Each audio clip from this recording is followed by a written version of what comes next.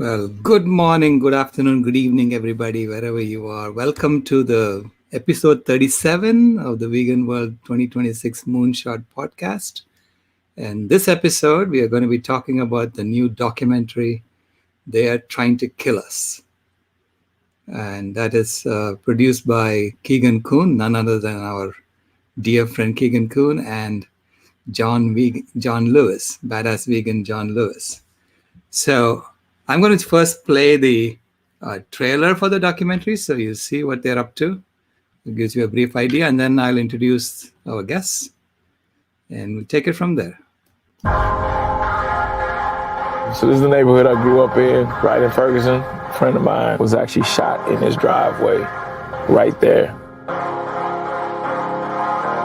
You put drugs in the communities, put guns in the communities, you put disease in the communities, put poor food in the communities. All these things are designed to shorten your life expectancy. It's by design. It is not accidental that this is what's in the hood and this is what's over there. There's actually an active hand in making sure that we living like this. It's all about control, money, and survival to them. Your death is not an expense to them, it's an expense to you. They're trying to make money from us, even if it's at the expense of killing us. You just die slow. Your family just watches you die. The alcohol industry, fast food industries, tobacco industries target communities of color. Your health is not their main priority. They're trying to keep you sick. We are in a state of emergency when it comes to our health. Keeping people sick is very lucrative. Now you want pills. Now you want dialysis. Now you want medicine. You going to the hospital on a regular to see your doctor. Everybody's getting paid except you. Big pharma and pharmaceutical companies are making billions of dollars off of all of us. As long as they can make that dollar, they don't care if you live or die. It's something about being here that's making black people sick. Everybody's getting paid except you. You hurting. There are more dangerous and harmful chemicals in products made for women of color. It absolutely is a crisis. They don't make a dime if you're healthy. It's kind of like the dope gang. It is the dope gang. It's just a bigger gangster, the mob boss. You look at the hidden hand, you see that government is feeding the crisis. We're fed wrong knowledge, socked all the wrong food. It's about money over people's health. If you can control a population's access to food, you can control the person. Only about 8% of African Americans even live in communities that have a grocery store in them. Because the deep root problem is the food. Because poor diets kill more brothers than pistols. You know, we fighting for our lives. That's like Michael Vick's pit bulls. As black men, we're dying off so quickly in so many ways. It's here, pocketed in our communities. They don't want a healthy population. That is injustice, plain and simple. The powers that be are making that money at the top. They trying to kill us.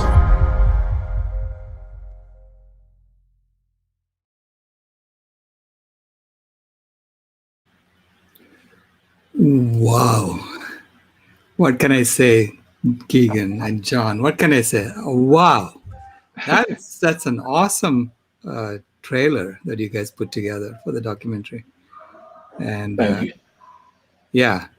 And congratulations for being on Tribeca. I guess for both of you, it's the premiere on Tribeca. It's the first time you're on Tribeca. Mm-hmm. So tell us when it's going to screen and how people can watch it. Go ahead, Keith. So the film will premiere at Tribeca Film Festival this Saturday, June 19th, which is Juneteenth, serendipitously. And people can watch the film at home. It's part of Tribeca's at home platform. So if you go to either they're trying to kill us.com, you can get a link there, or just search on Tribeca's website for tickets. And it is a one-time screening. It's a live event, and it is this. I'm not sure about time zones, but it's Saturday evening. So definitely check out Tribeca.com and Tribeca Film Festival to get tickets for that. Yeah, I'll put the link on the chat so people have that on the message board. Great. I want to say it's Eastern time as well for the showing. I think it's 8 p.m. Eastern. Mm-hmm. It's 8 p.m. Eastern, 5 p.m. Pacific time. Yeah. And we don't control it. So if you miss it, don't get mad at us. Right. But Is this the first time that Tribeca is doing an in-home viewing, online viewing? Yes. Due Yeah. to the large number of entries because of last year, they're kind of coupling it with this year as well. So, and still the social distancing aspect of it. So they're putting it all together, and that way 2020 films don't lose out as well. So they just kind of put it all together, and they have quite a few amazing kind of different categories here. There's one category called 846 films, so it's 4 of those, and basically that's 4 short films that are all at 8 minutes and 46 seconds, which is the time of George Floyd's incident. So they did that, and there's 4 films that were specifically made just for Tribeca this year. So they're doing a lot of great things out there, and we just are excited to be a part of even the online platform.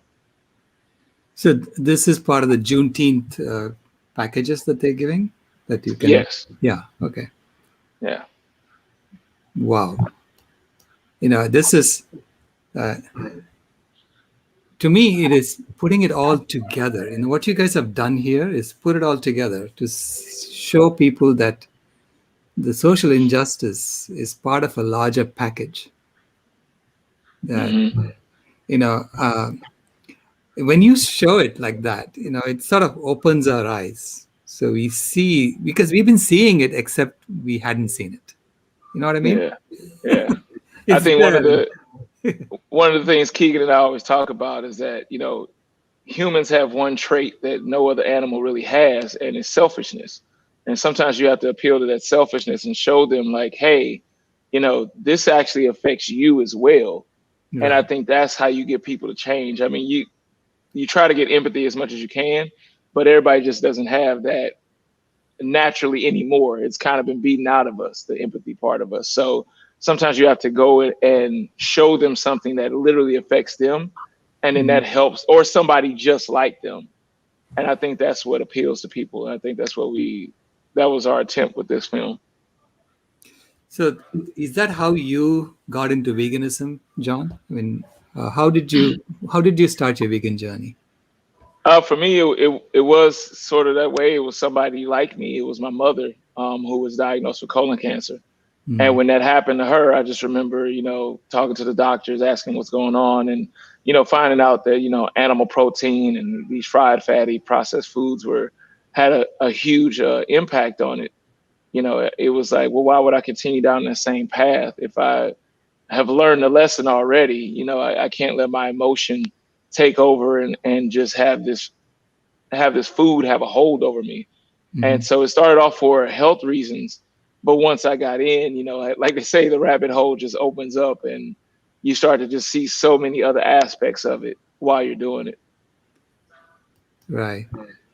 So Keegan, I know you had a very long history of working for social justice, starting with, the amazing work you did with Cowspiracy and What the Health, which we all know and love. How did you start your vegan journey? I was really fortunate. I was raised vegetarian. My mom taught us 2 rules, which was don't hurt anybody, which meant don't hurt any body, cow's body, rat's body, chicken's body, your brother's body, don't hurt anybody, and question authority. And so when I was 11, 12 years old, I heard this band called Earth Crisis, and they talked about veganism, and I was like, what is that? And they explained in their lyrics about what was happening to dairy cows, and where cows used for dairy and chickens used for eggs. And I thought, well, that doesn't fit in this like do no harm, don't hurt anybody sort of ethic. And so I adopted veganism, and it was through music. So to do this film with John, which is, it's a food justice documentary, social justice documentary, but through the lens of hip hop, felt like the perfect fit because music has influenced my life tremendously. It still does today. And you look at a genre like hip hop, which is incredibly influential, it influences what people wear, what they drive, how they speak, even to the foods that they eat. And so when you can highlight these incredible hip hop artists who are talking about food justice and talking about food sovereignty and talking about veganism or plant-based diet or just conscious eating in general, that's huge because, again, this art form already is having this incredible influence. Why wouldn't you utilize and capitalize off that? Right. It is, yeah, the connections that happen when you start looking at this, you see, when you start pulling at the string, you discover it's just one huge quilt. That's a good way. That's a good way of putting it, actually. I mean, I remember talking to the governor of my granddaughter's tribe. Okay, so she belongs to the Gila River tribe. And I was talking to the governor, and he said, I mean, we are suffering here, but trust me, 20 years down the road, you'll be in exactly the same shape that we are in now. So you're just 20 years behind us, because ultimately the killing machine doesn't care who it's killing. It's just trying to make money off of our bodies. It's just colonized us and trying to figure out how to make money off our bodies. And I mean, people are getting paid as who was that in the trailer who said that? Everybody's getting paid except you. That's mathematics from the Wu-Tang Clan. Yeah, right. When he said that, Keegan and I looked at each other like, yeah, that's right. It's true. Yeah, and that's that is such a visceral way of putting it, because it hurts you. It sees you see it, you feel it, that that's really what's going on. And we are all, so I started looking into who's they and who's us. And when you talk about they're trying to kill us, right? And as you pull on the string, you discover that more and more of us show up in the us. Yeah, it's that 1% that they talk about a lot. People don't think about that. Right. I mean, even the 1%, I don't know if they really even know. They also get pulled in eventually. Yeah, and ultimately, you will just see the wizard, right? In the who's running the machine. Yep. Well, I mean, that is just it. It's like, because who was it wrote the book, Dead Execs Don't Get Bonuses? And it's just like, the heads of these organizations and these companies, they're all dying from heart attacks and heart disease, cancer and diabetes. And so it's just like they're eating the same poison that they're feeding the rest of us. And so it's like, yeah, they're part of the us, even though they're the perpetrators. It's like war. It's like the perpetrators of war are also the victims of war. And so, yeah, I mean, this is part of the whole system. And while our film, focused primarily on the African American community and communities of color and Indigenous Americans as well, the film does point out that it's not just Black Americans who are dying from high risk of chronic disease and being, targeted. It's like white people are dying as well. Asian Americans are dying as well. It's like everyone is part of the us. But as you pointed out, it's like certain communities are being affected more, and they're being affected in advance. And John talks about the shrapnel effect. It's that one group might be targeted. It's like, but everyone's getting the shrapnel. Right. Yeah. Go ahead. And I think it's because also we're so used to pain that we don't even realize we're in pain until we get out of it. So it's like, you got all these people that are a part of the us, but they don't even realize they're part of the us. They're over there pointing fingers, not even realizing that they're in the same circle as what's going on to the people that they're pointing at. And it's like they've been in pain so long as well that they don't even realize that they're hurting.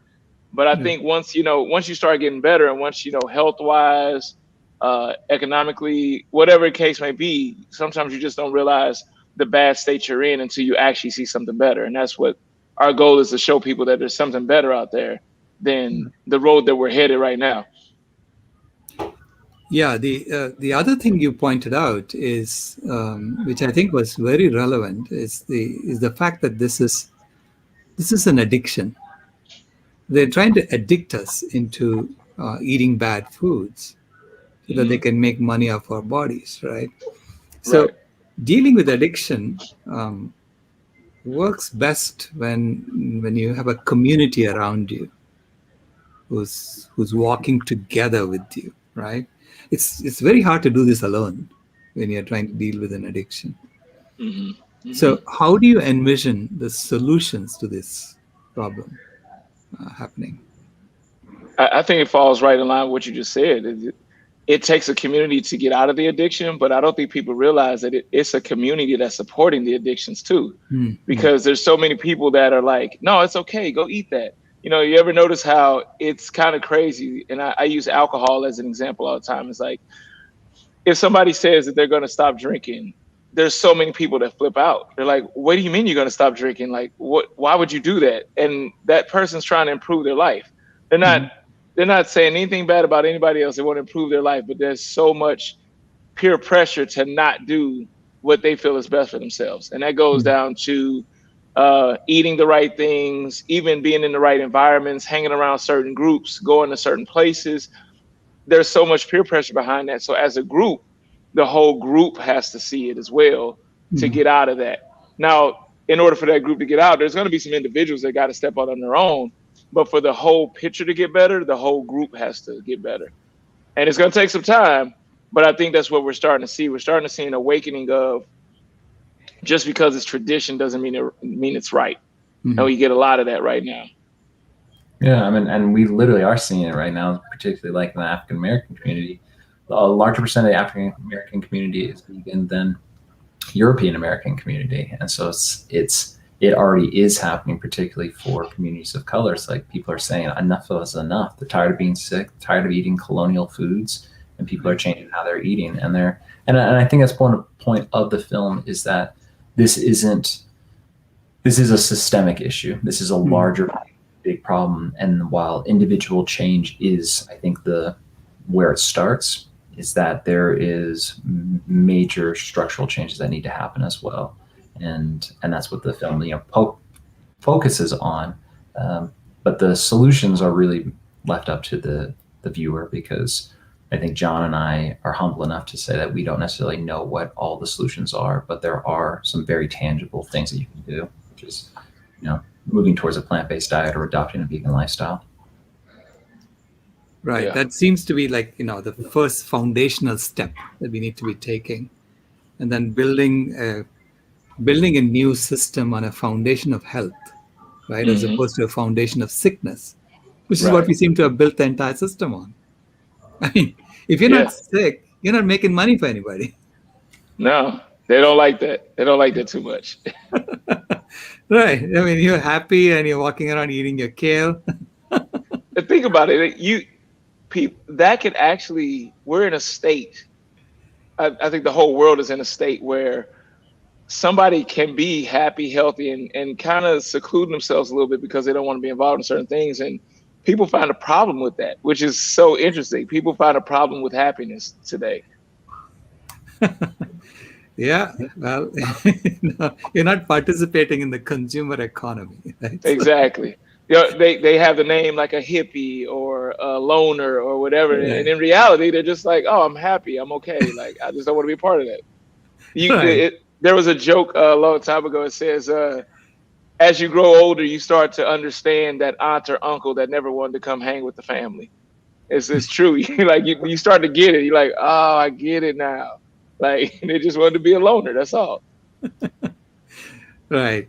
So, but now it's getting the community to do it together. It's like, so what do you think in communities of color, what are the sources of community there? Is that churches?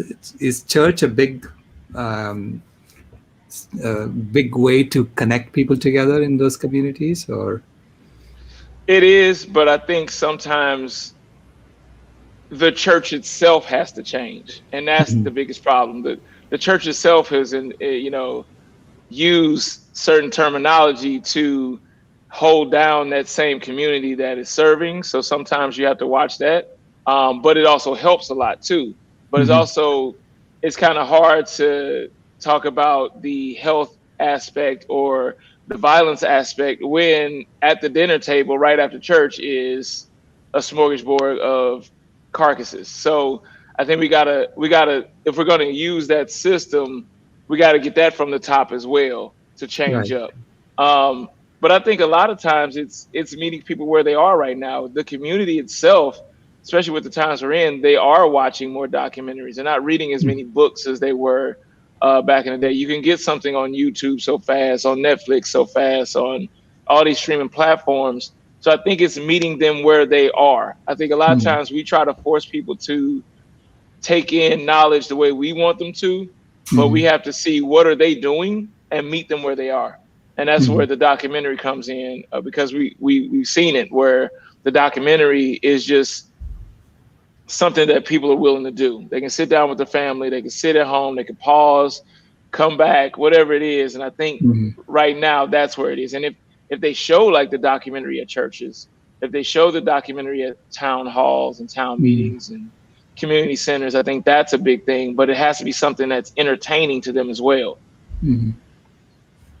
Yeah, I mean, John had the brilliant idea of utilizing hip hop for this film to tell that story, because, you know, how do you reach a community? It's like, well, through music. Music is an incredible way of reaching people. Hip hop's the largest genre in the world. And so it's like, why wouldn't you use that? And so that is a way of connecting people too. And so you're seeing people featured in the film, like Stick from Dead Prez. You know, he does a lot in the community around healthy eating, or DJ Kavum, who's a organic farmer, who's a hip hop artist and DJ, and he'll do like smoothie events where he'll DJ, have a party, a block party, but it's all about green juices and smoothies. There's organizations like Hip Hop is Green, which is doing like food-free hip hop concerts with free meals in communities all around the United States, and they have chapters all around. And so there are people, Brenda Sanders in Baltimore, who's doing work with Thrive and doing the same sort of thing, having free events, free screenings, free food, and showing people that, hey, there is another way of eating and living. Right. So what is your distribution strategy at the moment for the documentary? That's everywhere. No, it's everywhere. I know. I would love to help you get it everywhere. You know? We're still in the works figuring out distribution. We've got some interested players, some major distributors who are interested in the film, and so we're just figuring that out and ironing out the details. But ideally, the film's going to be out very, very soon to a wide audience. The Tribeca is just the world premiere, and it's just a sneak peek. It's not, you know, again, it's sadly it's only available in the United States because of licensing issues. But the film will be available very soon. We just gotta figure out the best way to get it to as many people as possible, as efficiently as possible. Right. So looking at, I mean, I would love to see it being played in churches everywhere, you know, and in community centers everywhere, so that people see that that they have been conned, they've been deceived. Yeah. And there's a big educational piece to it too, that we're looking at. So, you know, even in schools, you know, like it may not be called to try to kill us at that point, but there's a big aspect that we want, you know, as far as education goes, so it can be to the masses, and it can be a learning tool, and a pivotal point for a lot of people to change their life. Yeah, I mean, education system, again, you know, when I think back to how I was educated, and I was taught that calcium comes from milk and protein comes from meat. And I said, wait a minute, they lied to me in my textbooks? You know, to me, that's shocking, right? That was shocking when I realized that. And I mean, God knows how many other lies there were in my textbooks. You know? I mean, here in America, we still celebrate Columbus Day. So, I mean, they literally have proven that he didn't discover it because there were people here. But for some reason, they still have it on the calendar, and every year it comes to that point. So, you know, and it's just a wide variety of so many different things that, you know, that we've been lied to about. And I think, you know, Keegan will tell you, I'm full of like quotes that just come to my head. I'm sure they've been influenced by somebody else, but what I always say is that the truth only hurts if you're married to the lie. Like a lot of times we're so married to the lie that we're like, no, I can't believe it. Somebody can show you physical proof, like video camera proof, like writings, letters, everything, and we'll still just we're so married to the lie that we can't break free. And I think that's where we got to get to, is like, all right, we have to be open-minded to where, okay, the truth is going to be the truth, no matter who it comes from, no matter where it comes from. We have to be okay with that and get rid of the lies. Well, satyagraha, truth force. Ultimately, the truth will triumph. It will win. Yep. There is no question, no doubt in my mind. But the journey of creating this documentary, what did you learn in this journey, John? What that you didn't know before you started? I learned that Keegan is like my brother, because we've been literally, we've known each other before this, but it was a bond that just kind of came across making this film. I mean, like we talk about it, we don't go in depth about it, but I mean, there's a lot of hurdles. I mean, people tried to bankrupt the film, people tried to taint the name of the film, they tried to taint our characters, everything. I mean, from everything from large organizations down to single individuals. So I would say, you learn that there are good people out here. You know what I'm saying? As bad as things may be, there are good people out there. And if these good people keep, forming bonds and forming alliances, that's where we get to show the difference in what's going on. You think everything as well about, the whole vegan culture and things like that. Like going to the hog farm, that was an interesting, both of us couldn't believe we were there.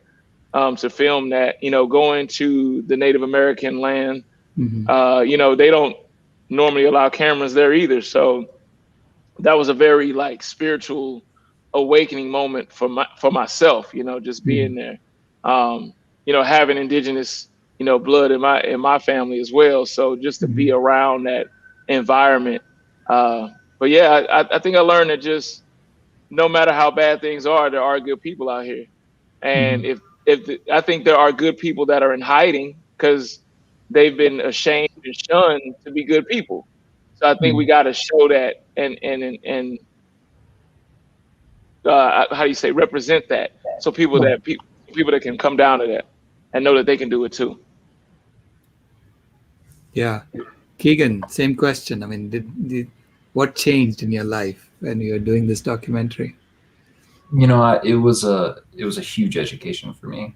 I'm American, and so to be able to be part of a film that is primarily African American centric, and to be able to be a fly on the wall in conversations that a lot of white Americans don't hear, and to get a glimpse. I don't know what it's like to be Black in America. It's like, but to start to get a glimpse of what that means, and what African Americans deal with in the United States was incredibly informative and eye-opening and heartbreaking. I said to John while we were editing this film, I'm like, man, I've just been in this really bad slump. I'm just I feel super depressed and I can't really figure it out.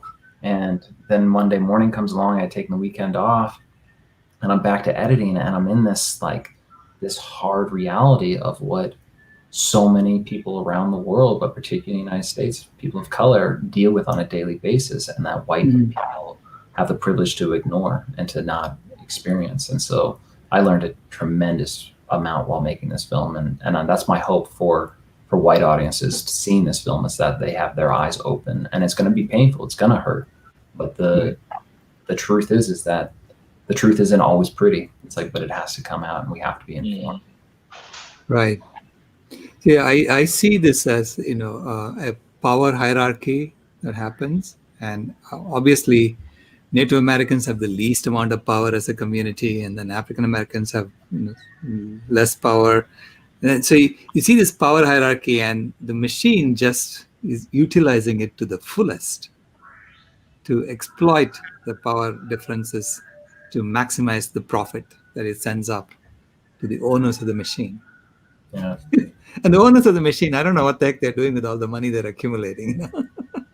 Right. Getting spaceships for Mars, apparently. Build a spaceship and go to Mars? Is that the final prize?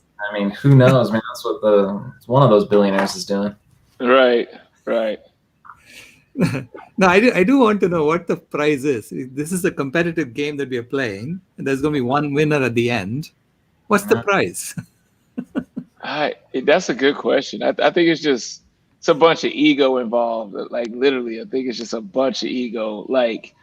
My B is bigger than your B until my B becomes a T, and then my T, becomes a Z, and then it's just like my billion's bigger, your billion, a trillion, and like I think that's what it is. It's just because once you're at a certain status, like literally, you could spend $1 million a day and still not go broke. It's like, where are you going with this?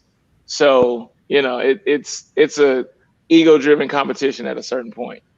Yeah, and I think there's a fear is a major part of it, and it's insecurity, and so it's just like, I mean, what's the root of racism? It's really just cowardice. It's fear. People are afraid of another, and they're using their power to control the other. Why do you want to accumulate billions or trillions of dollars? It's because you're afraid. You're insecure of scarcity, and you're afraid of not having. And so you feel like, oh, if I build all these things up, I won't be afraid anymore. And nobody wants to talk about that, but I think that is the root of it is cowardice. And billionaires, to me, are just, they're glorified cowards. And it's like the people who are, they're willing to decimate an entire community to make their millions or billions. It's like, why? Because you're afraid? Like, you're afraid that you're not going to have enough. You're not going to have enough for you and your kids. But this really wise man once said to me, he said, Americans need to learn the term enough. And just to know enough, and is subjective, of course, but we just need to learn what is enough. And then to go along with what Keegan's saying is that people, I do understand when people say you can't tell somebody how to spend their money, and I totally understand that. Like, if you make your millions, your billions, your trillions, whatever it is, people shouldn't tell you how to spend your money. But going along with what Keegan said is that but when they took millions and billions from people to make those billions, but they donate $10 on the side here and there, you can't look at that and be like, well, look, they did this. It's like, no, well, look how they got it. That's what they don't talk about. But there is also a systemic issue, right? So if Americans say enough, the whole machine stops. Right? So you have this machine that has to keep going. It has to chug along because that's how it's designed. Yeah. That's how the machine is designed this way. Like, who was it in your trailer? Someone said, it's designed this way, that you are. It's designed this way. I think was it Dr. Mills? It might have said it. Yeah, but it's like when people say, like, it's not a broken system. It was designed to work this way. It's like people we got to fix the system. It's like, how you going to fix something that's not broke? Like, it was designed to do, it was designed this way, So when people talk about, you got to throw the whole thing out, that's what they mean. It's at a certain point, if the car just isn't getting you from A to B, there's no amount of repairs that's going to make it work. You got to just go ahead and get another car at a certain point. Better yet, ride a bike. Yeah, ride a bike. Yeah. Get rid of the whole car system. Let's get rid of the whole car system. Let's go back to two wheels and pedals. Man, let's more environmentally friendly, and I think that's just it's healthier.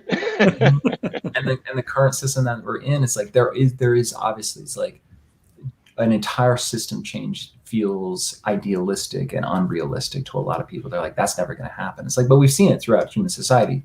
Major shifts have happened. Society has flipped on its head. Total structure changes, and so it's possible. But in the meantime, there's a lot of tweaking people are trying to do, and it's like, and I applaud any sort of progress that gets people into a healthier, more sustainable, more compassionate way of living, and whether that's like, having healthy options in low-income communities, that's great. Or having, federal food programs that change so that they prioritize healthy foods or whatever it is. And I applaud that. But I think John and I think all three of us are on the same page that there's major structural changes that need to happen, and that you can only tweak a system that was, designed a certain way before you have to just say, we'll start from scratch.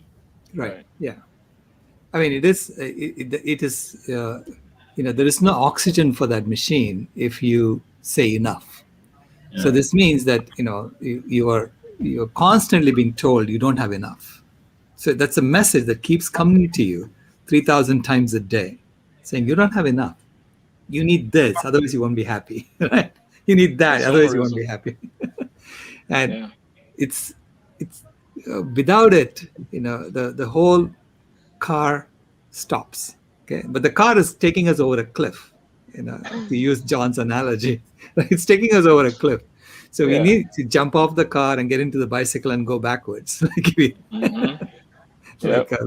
Yeah. Go uphill. Sometimes you got to go uphill to make stuff work. I think everybody wants to go downhill. They want the easy way, and I think you got to fight to go uphill because so many people are like, well, it'll never change. It's like, no, I'm not willing to put in the work to change it. That's the actual thing that should be said. But they're like, no, it'll never change. It's like, no, just say that you're not willing to put in the work and deal with the uncomfortability of the change. Right. That's the problem. See, fundamentally, in human history, we have had tremendous shifts happen when three things changed. We changed how we communicated, we changed how we ate, and we changed how we tapped energy. When those three things change, there is a fundamental change that happens. So we are on the cusp of another one just like that, So it's change how we communicated. Look at us. Where are you sitting, John? Where are you? I'm in New York City right now. You're in New York City. Keegan is in Sedona, Arizona. I'm sitting here in Phoenix, Arizona, and we're talking together. Yeah. This is a communications change that has happened. It's a revolution that has happened. And even at the delivery of the communication too, I believe is real important. Like you see people like, well, just because we used to say that or call somebody that, like, we can't do that anymore. That's not right. I honestly had a long conversation with a friend yesterday, and he was upset about the whole, LGBTQ thing. And he's like, they're trying to take over. I'm like, no, they're not trying to take over. Like it was a great dialogue between two friends, but I was trying to explain to him that his anger was at something that had nothing to do with everyone. You know what I'm saying? It's like, it was your experience maybe with one person. And if that's the case, if we related all our experiences off of one person to a certain demographic, we'll never talk to anybody, Right. So it's like, you got to get rid of that. And then you got to also look at how the media and other people present certain types of groups. They make them think that, like, make you think that one group is bad because they're trying to do this. But in reality, it's like, no, they are being, marginalized and treated wrong. And they're basically saying, stop doing that. Right. But it'll be portrayed as if they want to take over and they want to rule the world. It's the same thing with Black people. People think that people say Black Lives Matter, and that automatically it means matter than anybody else in the world. It's like, no, we're saying, like, put us together. Right. We're right here, and then let's move forward. Not like I'm down here and I want you to come under me. That's not how it works. And I think the more and more we talk to each other, and I always tell Keegan, the group that is not the one that's oppressed has to be the one to speak up. If it's for Black people, white people have to speak up. If it's for gay people, straight people have to speak up. If it's for Asian people, other people that are not Asian have to speak up. Indian, whatever it is, we have to speak up even when it's not our turn. And I think that's what's going to change it up. And the language that we use when we do it. And for the animals, humans have Exactly. Right along that line. And I usually say that. I forgot it. Thank you. No, I mean, it's so true, right? Because they're screaming. It's not like they can't say it. They're screaming, but no one's listening yet. Yeah, Keegan always says, what people say is, when they call them the voices, it's like, no, they got a voice. We're just not listening. Right. Yeah. They're screaming away. In fact, Kimaya and I started taking an animal communications class yesterday, where we were supposed to talk to two elephants, one in Sri Lanka and one in Nepal. And I was amazed at this little girl sitting there and having a conversation with this elephant. I mean, she's basically asking questions and she's coming up with the answers.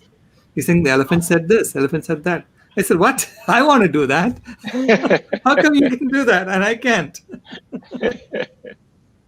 That does sound fun, actually. Yeah. It is. I think children are born with this, with this trait. Oh, yeah.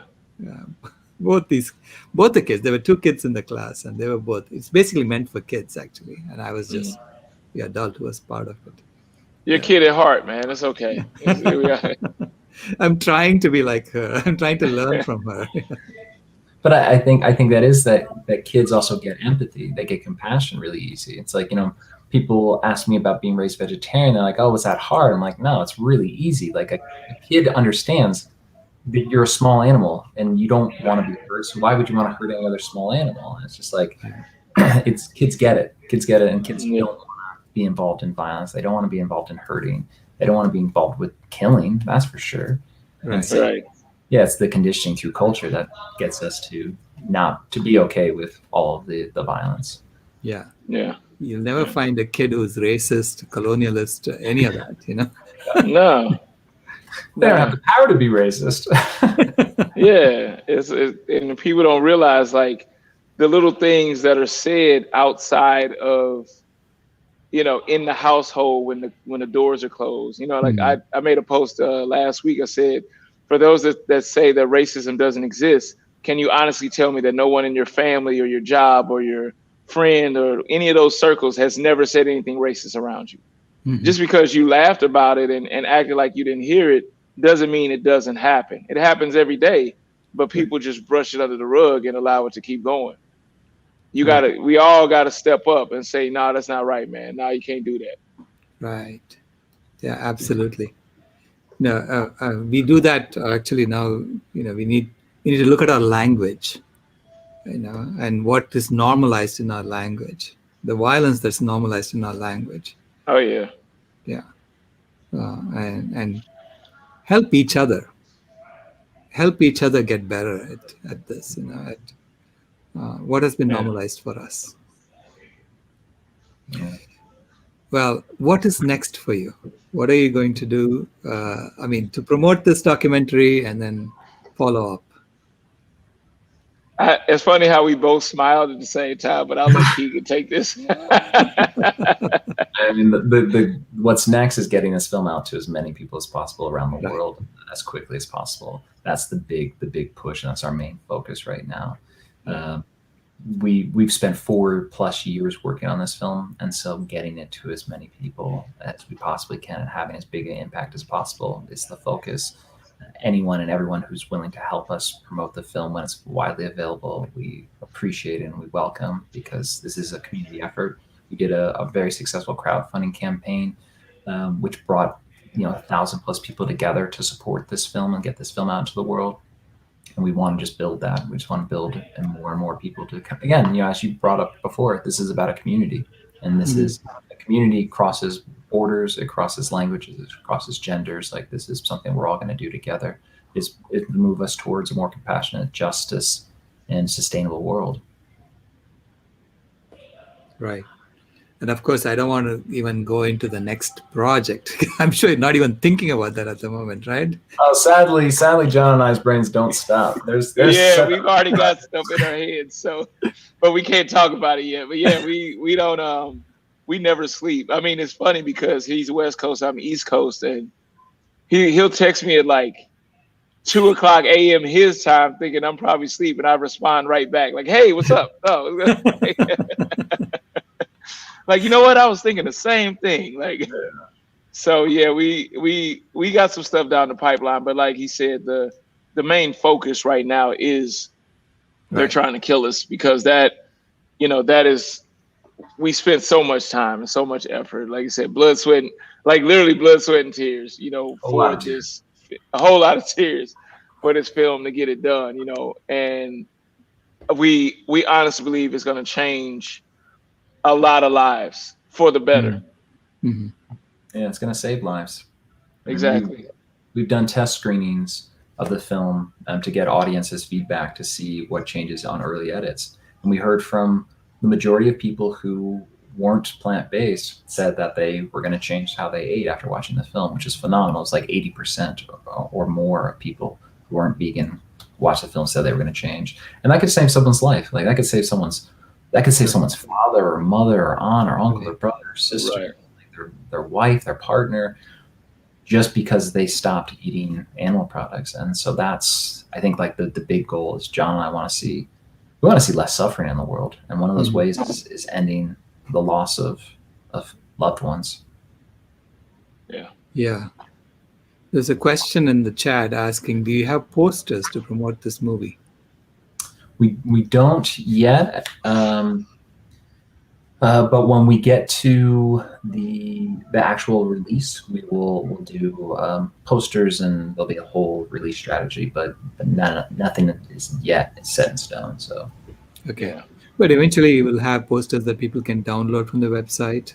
And yeah, we had a crowdfunding back in, dang, that was a year ago already. Wow, this is time's flying. But we had the hats, the shirts, everything, posters were available then, and then we did a run for that. And then, like Keegan said, we'll revisit it once everything is decided with the film. Right.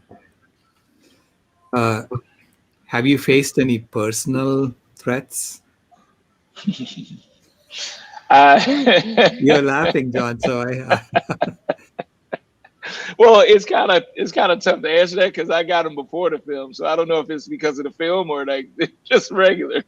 It's regular stuff for you. Oh my God, I don't want to. Yeah, I mean, so like, John and I definitely have made targets for ourselves. Like John being, outspoken public figure. My films being outspoken. We've dealt with threats again prior to this film. The amount of pushback that we've experienced while making this film, I think, has been shocking to both of us, though, that we've thought people who would be allies to the film have done incredible things to try and side rail and derail this film. And John mentioned we've had people who have tried to bankrupt this film, who have slandered us while making this film because, one, they don't like us personally. Two, they don't like the film's message. Three, they don't like the fact that it's a white guy and a black guy making a film about social justice. The fact that it's two men making this film, and there's on and on and on. There's been a number of people who you would have expected to be allies to this project who have been really vicious and trying to destroy this film because they don't want people to see it, or they don't want people to see something that John and I created. And so that's been a struggle. Mm-hmm. We fully expect, though, when this film comes out, that in the industries mentioned in it are not going to be happy about it. Not at all. And we've already experienced some of that. We can't talk about it just yet, but yeah, the industries mentioned are aware that this film's coming. So yeah, right, yeah. So have they done any preemptive articles and things like they did with Seaspiracy? No. I haven't seen any articles yet. Just through word of mouth, we've heard that there's some things going on out there in the pipeline that are very interesting. But no, we haven't. And the key word for that is yet. There hasn't been anything yet.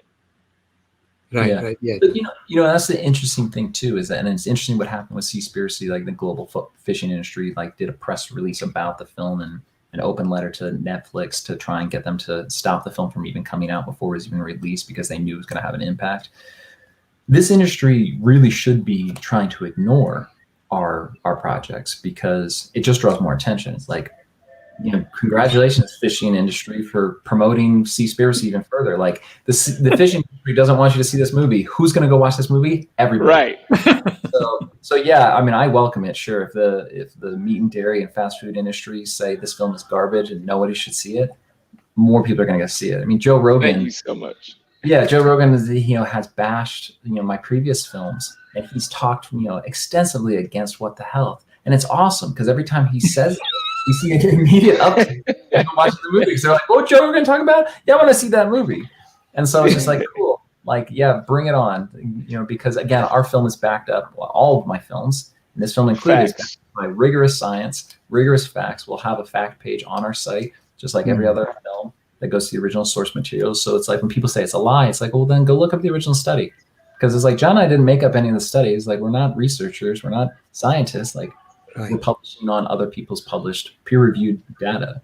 So we didn't get photo evidence of Tuskegee by like getting people to dress in old clothes and act like they're getting placebo shots. No, that's not. We didn't do that. That's already happened. Like, so you'll see. It'll happen. Yeah, Dominique is saying that both Cowspiracy and What the Health are labeled propaganda in our education system. So she was not allowed to show her students. Yeah. I mean, if you look at the definition of propaganda, absolutely, they are propaganda films. They're not misinformation, which often goes along with propaganda. But propaganda is a media tool to spread information with an intention, and the intention of all of these films is to promote sustainability, compassion, and wellness. So yeah, they're 100% propaganda films. Right. They are that's their mission, and they're really successful at it. There is no misinformation in there, though. Right. That's the difference and the clarification. Yeah, I think the system would prefer that the propaganda would be about consume more meat, consume more dairies, get sick. I mean, that's just it. It's just because like, so you're not allowed to show normal TV, with commercials, because that's all propaganda, and nobody would say it. No one says, oh yeah, well, the McDonald's commercial is propaganda. That's just an ad. It's like, well, no, it's propaganda. That's really what it is. It's propaganda. Exactly. Right, and they're very good at it, even better than Joseph Goebbels ever was. Yeah. Exactly. Right. Yeah. Well, what do you look forward to in the future? John? What do you look forward to? I say this and I'll put this out there for any project that Keegan and I work on, but especially this project is, the goal is empowerment. I want people to feel empowered. I want people to understand that no matter how long this system has been in place, and it's been in place for you not to survive, for you not to thrive, for you not to be the best version of yourself, at the end of the day, you still own the power behind that.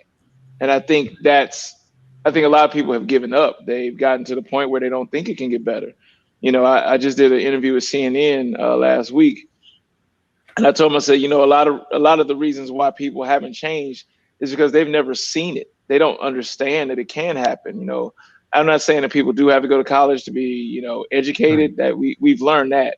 But I think a lot of people in the Black community don't feel that they can go to college because they don't think it's for them. They don't think it's attainable. They don't think it's even a goal that they can reach. So why would I even try to get there if I know it's not in my wheelhouse? Why would I work to be healthy when I've seen time and time again that our families are unhealthy?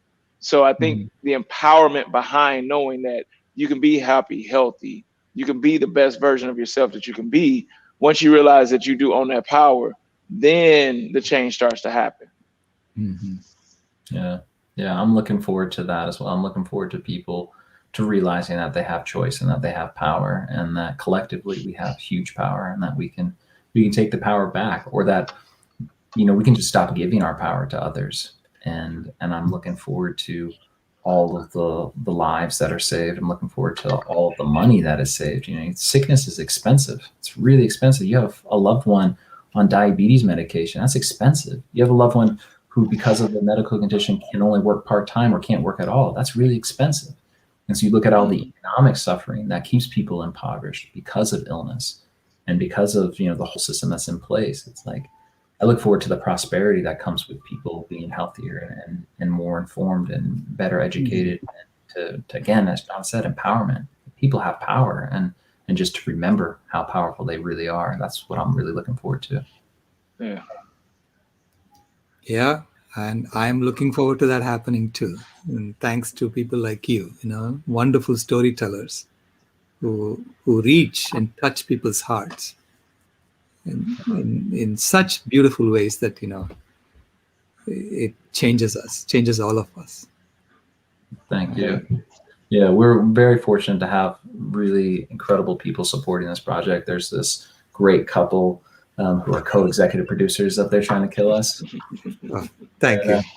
Yeah, and it's because of so many people coming together and doing the good work. Like John will get a lot of praise for being, the star and co-director of this film. And, I've gotten a lot of praise for my previous films, but to me, it always comes back to, it's like, this is a community. This is done collectively. And so it's just like, while we might want to highlight somebody and hold them up as like the stars, it's like, gosh, we are all doing this together, and none of us would be who we are without the larger community. So this is something collectively that we're all doing in one way or another. Yeah. Mm-hmm. And this whole genre of documentaries has changed the way we tell stories. Absolutely. And it's amazing to see how it's now coming from the grassroots. Previously, it was all storytelling was always from the top down, right? So they would, what kind of story they're going to tell you.